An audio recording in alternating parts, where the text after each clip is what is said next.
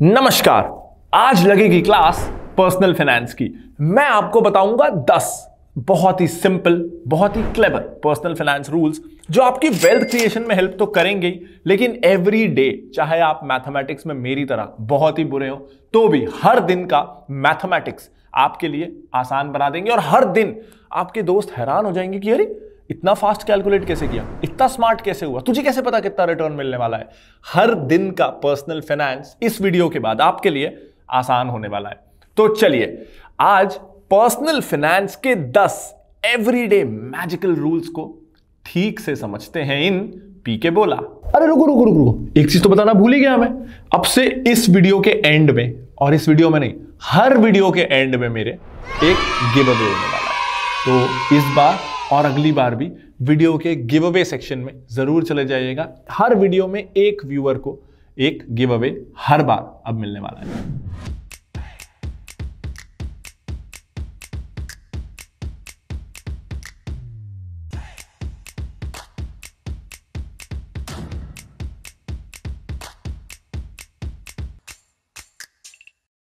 सीधा आते हैं इन पर्सनल फाइनेंस रूल्स पे। Rule number 1, rule of 72। अब हमको ना लाइफ में एक बड़ी प्रॉब्लम आती है। कोई भी हम स्कीम में इन्वेस्ट करने जाएं, कोई भी फिक्स्ड इनकम स्कीम हो, एफडी हो, मनी बैक प्लान हो, जिसमें 7, 8, 10% का इंटरेस्ट है, तो हम हमेशा सोचते हैं इसमें कितने कितने साल में पैसा डबल होगा, फिर 20 साल में मेरा पैसा कितना हो जाएगा। या तो हम खुद लंबा कागज लेके कैलकुलेट करते हैं, या जो पॉलिसी बेच रहा है वो जो बोल दे उस पर मान लेते हैं। अब से ना ये प्रॉब्लम खत्म। आप 10 सेकंड में कैलकुलेट कर पाओगे कि कितने कितने साल में कौन सी स्कीम में आपका पैसा डबल होगा। एग्जाम्पल के लिए, आप कोई ऐसी एफडी में इन्वेस्ट कर रहे हो जो 7% का इंटरेस्ट देती है। अब रूल ऑफ 72 में आपको क्या करना है, 72 को डिवाइड कर देना है इंटरेस्ट रेट से। यानी 7% वाली एफडी है ना, तो आपको 72 को डिवाइड कर देना है 7 से। यानी इससे रिजल्ट आ जाएगा कि आपका पैसा डबल होगा अराउंड 10 ईयर्स में। 10 ईयर्स से थोड़ा ज्यादा समय लगेगा। अब ये रूल ना मॉडरेट इंटरेस्ट रेट्स जब हैं 4% से लेके 14-15% तक, तब तक ये रूल अच्छा काम करता है। उससे कम या उससे ज्यादा अगर ऑफर कर रहा है, वैसे अगर इससे ज्यादा रिटर्न्स कोई आपको फिक्स्ड इनकम इंस्ट्रूमेंट ऑफर कर रहा है तो पक्का कुछ गड़बड़ है, तो वो काम करेगा ही नहीं। और 2.5-3% से कम इंडिया में क्या ही ऑफर करता है। तो ये रूल बिल्कुल इंडिया के लिए ही बना है।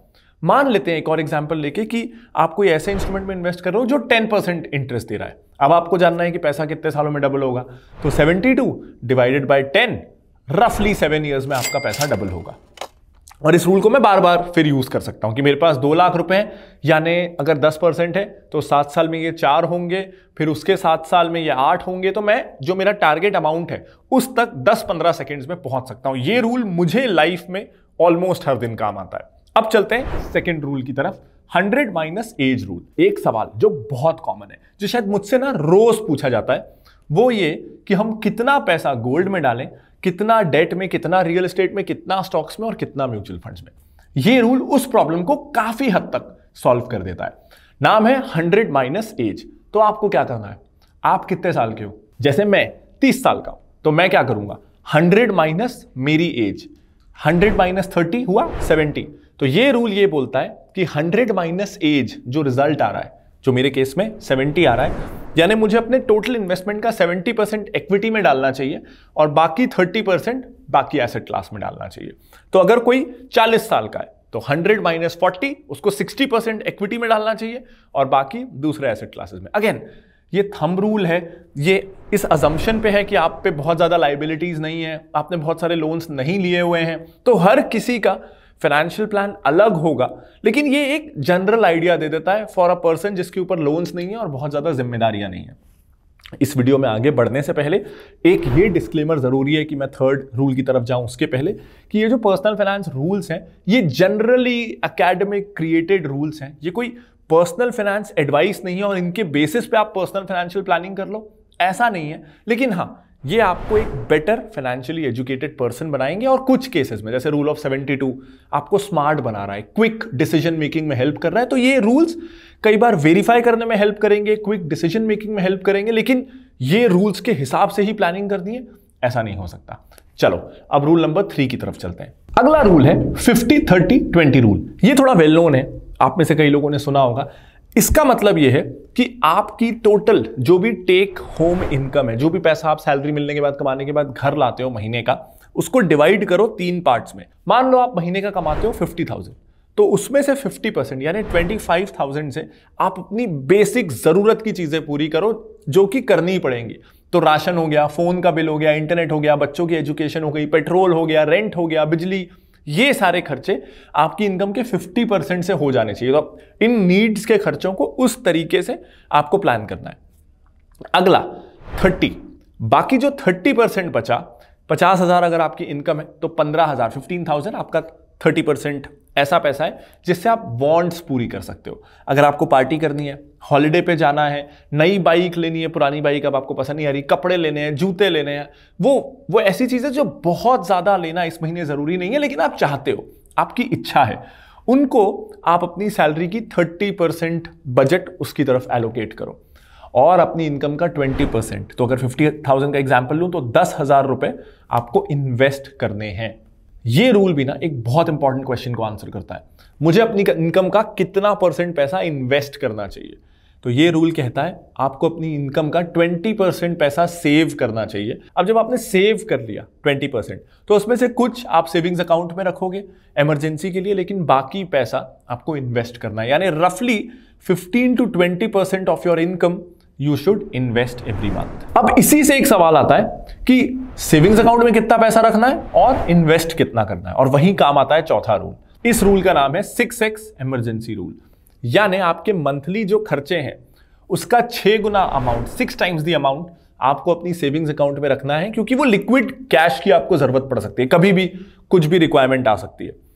अब मैं कह रहा हूं सेविंग्स अकाउंट में रखो, इसका मतलब ये नहीं कि आप उस पर 2.5% ब्याज कमाओ। उस पर अपने बैंकर को आपको बोलना है कि भाई मुझे पता है ऑटो स्वीप एग्जिस्ट करता है और इसमें ऑटो स्वीप को ऑन करो, जिससे आपको सेविंग्स अकाउंट में भी रिटर्न डबल मिलने लगेगा। 2-3% के बजाय आपको 6-7% का रिटर्न आपके सेविंग्स अकाउंट में मिलता रहेगा, और सेविंग्स अकाउंट की फ्लेक्सिबिलिटी भी रहेगी, आप जब चाहे उसको रिडीम कर सकते हो, लेकिन रिटर्न आपको ज्यादा मिलेगा जितने दिन वो पैसा आपके अकाउंट में है। और अगर आपके मंथली खर्चे हैं 25,000 रुपए के, तो आपको 1.5 लाख रुपए, 1.5 लाख रुपीज आपको अपने सेविंग्स अकाउंट में रखने हैं अगर आपके मंथली एक्सपेंसेस हैं 25,000। अब इसी से कनेक्टेड एक और सवाल आता है। इस सवाल के बाद लोग मुझसे एक सवाल जरूर पूछते हैं, आपने ये तो बता दिया इमरजेंसी फंड कितना लेना है, अब जरा ये भी बता दो कि इंश्योरेंस, खास करके लाइफ इंश्योरेंस कितना लेना है। इसका भी एक रूल है, 20x इंश्योरेंस रूल। ये कहता है कि अगर आपकी एनुअल इनकम है 5 लाख रुपए, तो उसका 20 गुना आपको लाइफ इंश्योरेंस लेना चाहिए, यानी 1 करोड़। तो अगर आप महीने का 10 लाख कमाते हो तो आप 2 करोड़ का लाइफ इंश्योरेंस ले लो। जो भी आपकी एनुअल इनकम है उसका 20 टाइम्स आपको लाइफ इंश्योरेंस लेना है। जब मैं लाइफ इंश्योरेंस कह रहा हूं तो मेरा मतलब है टर्म प्लान, और कोई बिल्कुल भी किसी भी और तरह का इंश्योरेंस का मेरा कोई मतलब नहीं है, आपको टर्म प्लान ही लेना है। अगला एक सवाल बहुत आता है लोगों से कि हम टोटल कितना लोन ले सकते हैं, हमारी इनकम x है तो मतलब हमको कितना लोन लेना चाहिए मैक्सिमम। तो इसका रूल है 40% EMI रूल, यानी बेसिकली अगर आपकी मंथली इनकम है 50,000 रुपए, तो आपको मैक्सिमम इतना लोन लेना है कि आपकी EMI 20,000 से ज्यादा की ना हो। अब इसमें एक और चीज आती है, आपकी EMI 20,000 होगी कि 15,000 होगी सेम अमाउंट ऑफ लोन के लिए। मान लो 10 लाख का लोन लेते हो, अब आपकी EMI 50,000 होने वाली है, 1 लाख होने वाली है या 10,000 होने वाली है, ये इस बात पे डिपेंड करेगा कि आप कितने समय के लिए लोन ले रहे हो। तो ये रूल ना आधी प्रॉब्लम सॉल्व करता है। ये बताता है कि आपका EMI कभी भी, जो मंथली पे आउट्स होंगे आप बैंक को जो आप किस्त चुकाओगे, वो कभी भी आपकी टोटल सैलरी का 40% से ज्यादा नहीं होना चाहिए। तो आपको एक अंदाजा लगेगा। लेकिन दूसरा आपको ये जानना है कि कितने कितने ईयर पे मेरी EMI कितनी आएगी, यानी अगर मैं 10 लाख का लोन 1 साल के लिए लूं तो EMI कितनी आएगी, 5 साल के लिए लूं तो कितनी आएगी, और 10 साल के लिए लूं तो कितनी आएगी। जब आप उसकी पूरी एक शीट देखोगे कि कितने ड्यूरेशन में मेरी कितनी EMI आ रही है, तब आप राइट लोन अमाउंट डिसाइड कर पाओगे और राइट टेन्योर डिसाइड कर पाओगे। तो ये रूल ध्यान रखना, 40% से ज्यादा मंथली सैलरी का आपका लोन पे आउट करने में नहीं जाना चाहिए। ये सिर्फ मैं होम लोन की बात नहीं कर रहा हूं, सारे लोन कंबाइन करके। और अलग अलग टेन्योर में कितना पे आउट आएगा, कितनी EMI आएगी, वो देखने के लिए आप फिनोलॉजी का EMI कैलकुलेटर यूज कर सकते हो। सबके लिए फ्री है, लिंक मैंने इस वीडियो के डिस्क्रिप्शन में डाल दिया है। ये कैलकुलेटर आपको ऑप्टिमम लोन टेन्योर चूज करने में हेल्प कर देगा। अब अगला रूल है रिटायरमेंट प्लानिंग को लेके, इसका नाम है 25x रिटायरमेंट रूल। ये रूल हमें बताता है कि कब हम खुद के रिटायरमेंट के लिए रेडी हैं। तो अक्सर हम ना आजकल सपने देखते हैं, मैं 40 में रिटायर होना चाहता हूं, मैं 35 में, मैं 30 में। कुछ इन्फ्लुएंसर्स का बस चले तो वो आपको पैदा होने से पहले रिटायर कर दें। खैर, हम सबकी इच्छा होती है एक फिक्स्ड समय में रिटायर होने की। तो कब आप रिटायर होने के लिए रेडी हैं, ये रूल हमें ये बताता है। ये रूल सिंपल चीज कहता है, अगर आपके मंथली एक्सपेंसेस 10 लाख हैं फॉर एग्जाम्पल, तो आप तब रिटायर होने के लिए रेडी हो जब सेविंग्स अकाउंट में आप अपना एक कैपिटल रख दो और आपको हर महीने इंटरेस्ट 10 लाख रुपए से ज्यादा का मिलता रहे। अब ऐसा करने के लिए ये रूल अज्यूम करता है कि सेविंग अकाउंट में आपको 3.5-4% के आसपास का रिटर्न मिलेगा। इसलिए ये रूल ये कहता है कि आपके जो ईयरली एक्सपेंसेस हैं उसका 25 गुना पैसा आपके सेविंग्स अकाउंट में होना चाहिए।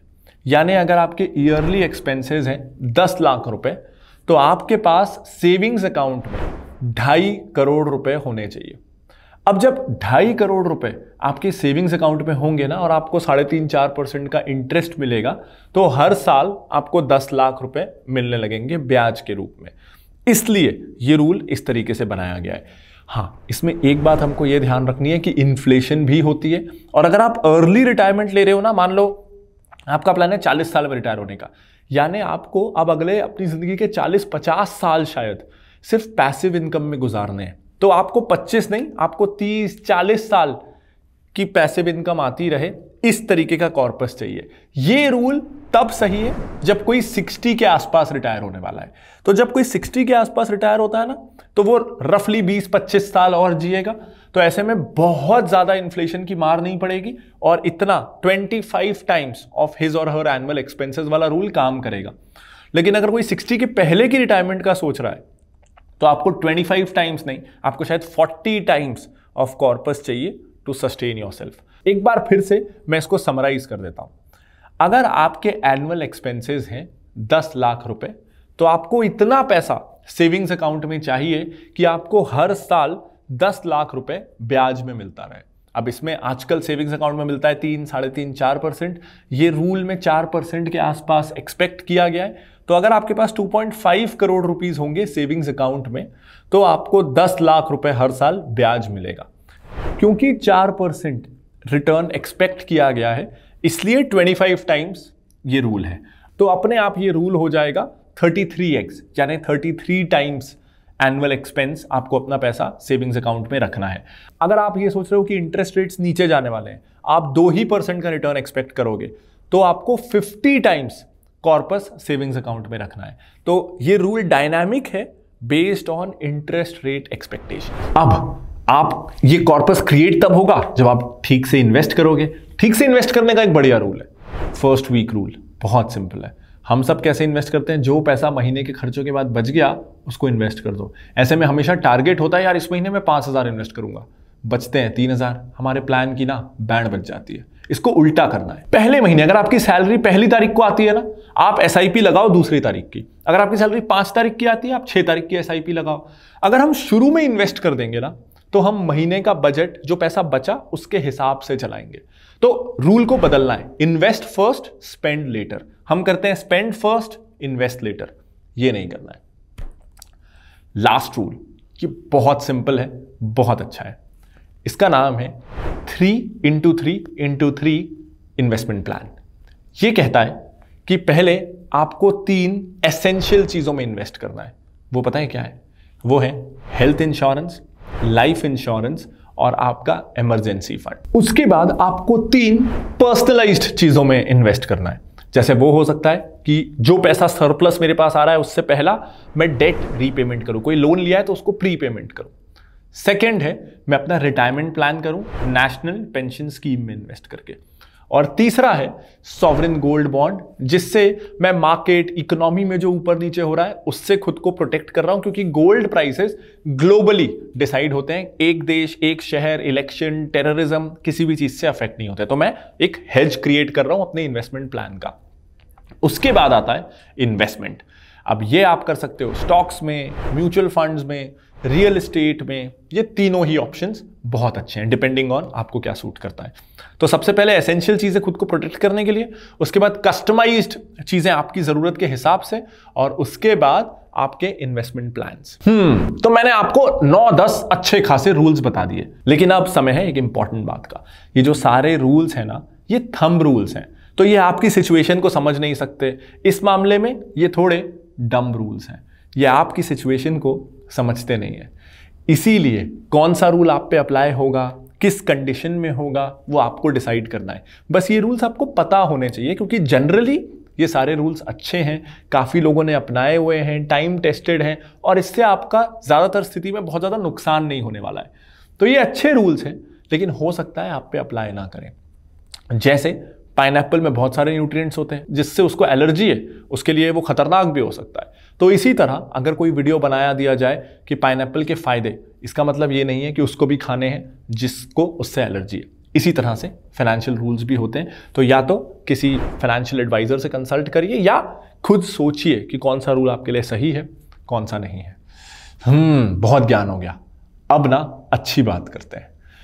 तो पता है, एक चीज जो मुझे मेरे कमेंट सेक्शन में कई बार बहुत अच्छी लगती है, वो ये कि अगर कोई मेरे वीडियो में मेरी कोई गलती निकाल दे कि कैसे मैंने सही से सोचा नहीं, कैसे मैंने कुछ सोचना भूल गया। जैसे अभी ना मैंने एक ईवी वर्सेस पेट्रोल कार्स का वीडियो बनाया था, जिसमें मैंने एक ओपिनियन दिया था और बहुत सारे लोगों के उससे कॉन्ट्ररी ओपिनियन आए कि आपने ये कंसिडर नहीं किया, वो नहीं किया। एंड आई लव इट, क्योंकि इससे ओवरऑल व्यूअर का एक्सपीरियंस बेटर हो पाता है। तो आई थिंक इसको रिवॉर्ड करना चाहिए ना। तो या तो पहला वो कमेंट कुछ ऐसा पॉइंट या इनसाइट लेके आ जाए जो मुझसे मिस हो जाए, या वो कोई ऐसा फनी वन लाइनर लेके आए कि दिन बन जाए। अगर इन दो केसेस में ऐसा कोई कमेंट है, तो हर वीडियो में वील चूज अ विनर, और उसे मिलेगी इन्वेस्टोनॉमी की एक ऑथर साइंड, ऑथर यानी कि मैं, मेरी तरफ से एक साइंड कॉपी हर वीडियो के बाद। और पिछले वीडियो का विनर हर बार मेरे नेक्स्ट वीडियो में हम अनाउंस किया करेंगे। इससे आपको यह भी भरोसा हो जाएगा कि मैं कमेंट्स पढ़ रहा हूं। तो जल्दी से कुछ ऐसा फनी इंसिडेंट जो आपको इस वीडियो से याद आया हो, या आप कुछ कहना चाहते हो वो, या कुछ ऐसे इनसाइट्स जो मुझसे मिस हो गए हो, वो लिख दीजिए। मैं जल्दी से उन्हें पढ़ता हूं और अगले वीडियो में जल्दी से विनर अनाउंस करता हूं। उम्मीद करता हूं ये वीडियो आपको पसंद आया होगा। जल्दी लाऊंगा एक और ऐसा वीडियो इन पीके बोला। Bye bye.